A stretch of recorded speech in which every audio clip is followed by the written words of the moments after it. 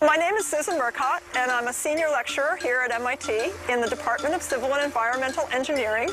I teach several courses, one of which is water and sanitation in developing countries. And there is also, 20 or 30 minutes away, a town. I went to a Women in Water conference in Kathmandu, Nepal.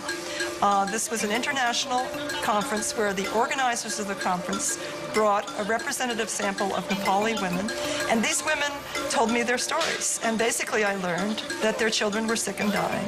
There are 1.8 million people, mostly children, 90% children under 5, who die each year from waterborne diseases. When those women said to me, "You're a water expert, please help me take care of my family," I felt a big responsibility to commit to those women and say, I will be back. I commit to working with you on this problem. So I'm going to show you water treatment techniques. So in 1999, I began the Nepal Water Project, and the innovation of my students and I is that we design systems for the poorest of the poor, and we design them holistically so that they will be low cost, user-friendly, and using local materials. One of our most successful efforts has been an innovative design which we call the Kanchan arsenic filter.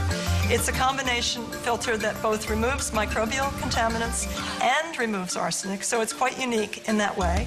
It's a household scale, intermittent, slow sand filter comprised of layers of coarse gravel, fine gravel, and then fine sand, a 2-inch standing layer of water at the top. And then there is a basin, basically like a wash basin at the top of the bucket with small holes in it. And into that basin we put iron nails. The iron nails rust when you pour water through them, and that rust is an absorption media that attracts the arsenic.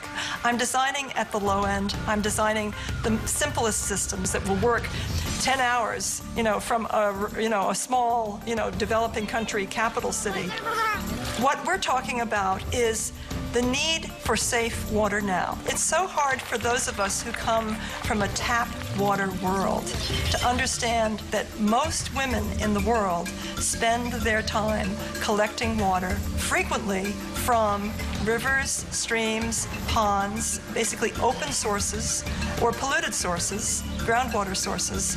They are forced to drink polluted water and to serve that to their families, or they're living in water-scarce countries where there isn't even water available, so that they would be happy in many instances to have polluted water, just to have water to wash and cook.